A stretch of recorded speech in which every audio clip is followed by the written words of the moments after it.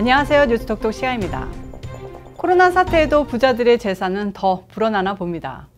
미국 대기업 최고 경영자들과 일반 종업원 간 임금 격차가 지난해 더 벌어진 것으로 나타났습니다. 미국 내 최대 노동조합 단체인 노동총연맹 산업별 조합회의가 오늘 공개한 경영진 보수 감시 보고서에 따르면 S&P 500 지수에 포함된 기업의 CEO는 지난해 평균 1,550만 달러를 챙겼습니다. 이는 평균 노동자 중위 임금의 299배에 달하는 것으로 전년의 264배보다 격차가 확대된 겁니다. 가장 많은 보수를 받은 CEO는 기업 인사관리 업체인 페이컴의 체드 리치슨 CEO로 무려 2억 달러, 하나로 약 2,300억 원 이상을 임금 및 주식 등의 보상금으로 받았습니다. 제너럴 일렉트릭, 리제네론, 힐튼, 티모빌, 나이키, 마이크로소프트, 넷플릭스 CEO도 보수를 많이 받은 경영진 명단에 이름을 올렸습니다. 특히 CEO와 직원 간 임금 격차가 가장 큰 기업은 한국현대차 그룹과 합작 법인을 설립하기로 한 자율주행 기술업체 앱티브 케빈 클라크 회장이었는데요. 지난해 3,100만 달러를 받은 반면 사원들의 중간 임금은 5,906달러에 불과해 격차가 무려 5,294배에 달했습니다. 보고서를 제작한 노총조합회는 보고서를 보면 우리 경제의 불평등과 불균형이 명확하게 드러난다면서 이 나라에서 CEO와 노동계층 간 임금이 계속해서 중요한 문제가 될 것이라고 진단했습니다. 지난해 팬데믹이 시작될 무렵 많은 기업의 CEO가 임금을 삭감하거나 보수를 받지 않겠다고 발표했는데요. 그러나 대부분은 전체 보수의 일부인 기본급만 표시한 것으로 CEO들은 여전히 실적에 기반한 주식이나 옵션, 보너스 등으로 막대한 보상을 받은 것으로 나타났습니다. 실제로 S&P 500 기업 CEO의 평균 급여는 지난해 100만 달러가 조금 넘는 수준이었지만 실적을 토대로 한 보너스 등은 1,400만 달러 이상이었습니다. 임금 증가 수준도 문제인데요. 구체적으로 CEO 보수는 지난 10년간 연평균 26만 달러 늘어난 반면 종업원 임금은 연평균 957달러 늘어나는데 그쳤습니다. 미국의 대마초 합법화가 본격적으로 진행되는 모양새입니다. 연방하원이 대마초를 합법화하는 법안을 통과시킨 데 이어 상원도 이를 본격 추진하고 나섰습니다.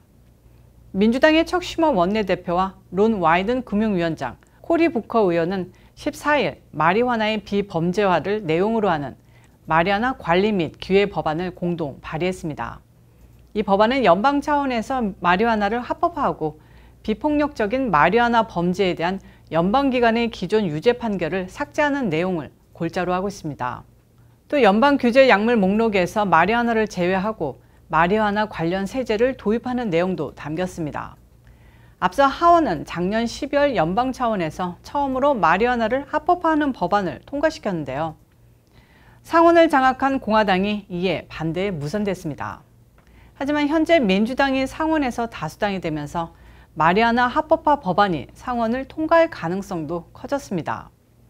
슈머 원내대표는 회견에서 이에 당사자들로부터 의견을 듣는 절차를 거치겠다고 밝혔는데요. 또 현재 이 법안을 처리할 찬성표를 완벽히 확보하지 못했지만 민주당에선 큰 지지를 받고 있다고 자신감을 전했습니다. 민주당은 특히 이 법안이 각 주들이 마리화나 합법화를 결정하도록 하고 있기 때문에 주 정부 권리를 지지하는 공화당이 이 법안에 찬성해야 한다고 촉구했습니다. 한편 지난해 실시한 갤럽 여론조사에서는 미국인의 68%가 마리화나 합법화를 지지하고 있습니다. 미국에서는 현재 18개 주가 마리화나를 합법화했습니다. 버락 오바마, 조지 W. 부시 전 대통령 역시 과거 마리화나 사용을 인정한 바 있습니다. 미국의 아시아계 대상 증오 범죄에 대한 경계심은 높아졌지만 상황은 개선되지 않은 것으로 나타나고 있습니다. 올해 초 아시아계 대상 증오 범죄가 사회 문제로 부각하면서 연방정부 차원에서 증오범죄 방지법이 제정됐지만 구체적인 성과가 나오지 않았다는 겁니다. 실제 조사 결과 아시아계를 대상으로 하는 증오범죄 급증세는 꺾이지 않은 것으로 나타났는데요. 뉴욕의 경우 올해 들어 지난달 27일까지 신고된 아시아계 대상 증오범죄는 105건으로 지난해 같은 기간에 21건에 비해 400%나 폭증했습니다. NIPD는 아시아계에 대한 증오 범죄에 대처하기 위해 지난해부터 전담 태스크포스를 운영 중입니다. 또한 범죄자들에게 경각심을 주기 위해 사복 차림의 아시아계 경관들을 시내에 투입하기도 했는데요. 뉴욕의 아시아계 주민들은 사법 시스템의 문제를 지적하고 있습니다. 문제는 중어범죄 용의자가 경찰에 체포돼 기소된 뒤에도 보석 등으로 구치소에서 나와 다시 범죄를 저지르는 경우가 적지 않다는 겁니다.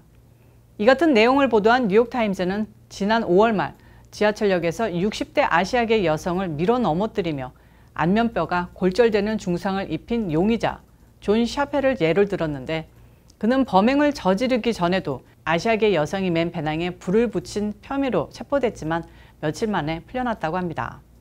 뉴욕 경찰국은 지난 3월 1일부터 30일까지 용의자를 체포한 27건의 아시아계 대상 증오범죄 중 23건의 용의자가 과거에도 비슷한 종류의 범죄를 저지른 전력이 있는 것으로 확인했습니다.